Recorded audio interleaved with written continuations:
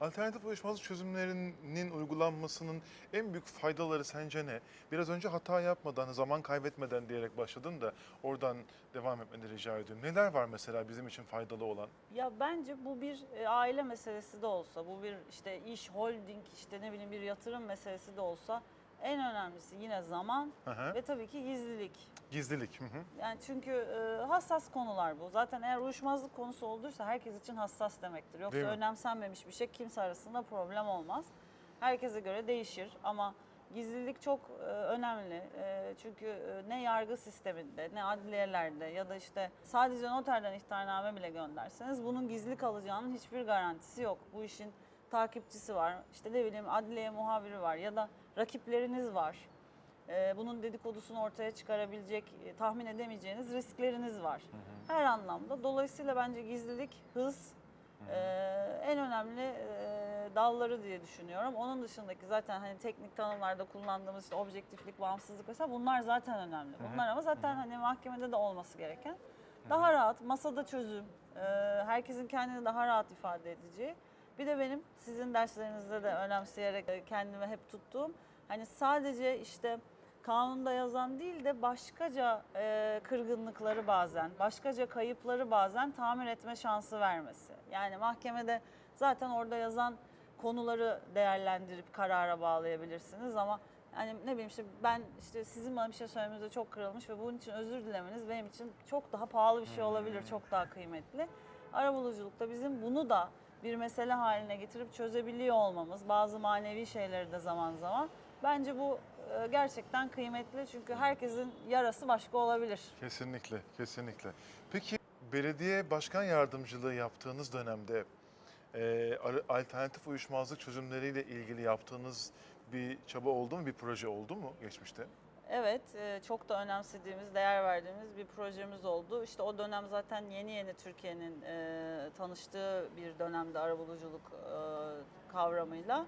Yine işte Ferda Hanım ve birkaç hocamızla birlikte belediyemizde önce bir fikir çalışması yaptıktan sonra bürokratlarla da uzun istişarelerden sonra Arabuluculuk Daire Başkanlığı'nın da katkısı ve desteğiyle bir arabuluculuk çözüm merkezi kurduk. Bu Türkiye'de ilkti, hala da tek ve ilk.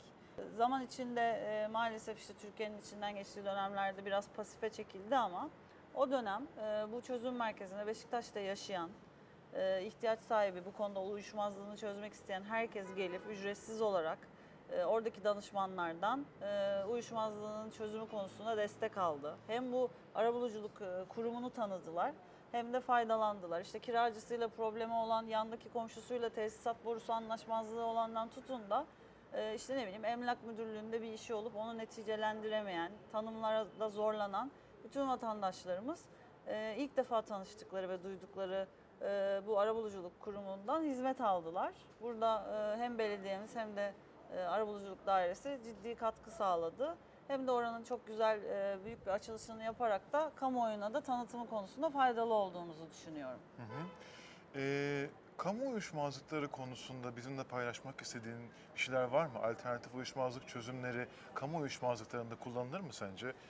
Yani tabii ki kullanılır ama bu gerçekten hani başka bir anlayış ve başka alışkın olunanın dışında bir şey olduğu için. Yeni bir zihniyet Evet, gerekiyor yeni değil mi bir bunun için? zihniyet. Hı hı. Şimdi kamu kurumlarının tabii hem çok değerli hem de çok zor yanı bürokratlarıdır. Çünkü Hı hı. onlar o kurumun yaşayan arşivleri ve alıştıkları bir sistem var. Ve tabii ki mesuliyet de onlarda. Yani anlayışla karşılamak lazım. O yüzden yeniliklere alışmakta çok zorlanıyorlar. Belediye kanunu örneğin Türkiye'nin en eski kanunlarından biri ve o kadar sığ yetkiler veriyor ki, o kadar sert çizgileri var ki dolayısıyla hareket kabiliyeti de çok az. Önce bunları anlatmak, biz de aynısını yaşadık yani merkezi kurarken dahi hani onlara bunu anlatmak, onların bunun altında çalışabileceğini, bunları benimseyebileceklerini söylemek vesaire gibi. O yüzden de bence biraz daha yolu var kamu kurumlarının. Ama elbette ki çok önemli çünkü teknik detaylarının incelenmesi gerekir ve üstüne çalışılır ama örneğin bütün benim çok iyi bildiğim bütün belediyelerin Türkiye'deki en büyük problemli dava tipi kamulaştırmasız el atma davalarıdır. Bu maddi anlamda da yani toplam bakiye olarak da yük anlamında da, yani dosya yükü anlamında da çok uzun yıllardır devam etmiş, çok ciddi ağır mesuliyetler içeren bir türdür. Ve her belediyenin de bu hani sırtında bir kılıç olarak durur. Çünkü bunlara ödeme bütçeleri yoktur ama insanların da kesinleşmiş alacakları vardır.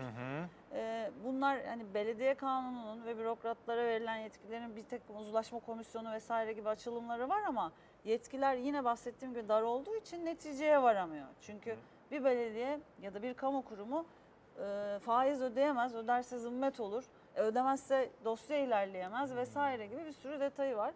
Örneğin bu hani gerçekten çok yüklü paralar, yani tahsil yapıldığında hiçbir belediyenin ayakta duramayacağı kadar değerli bir dava konusu.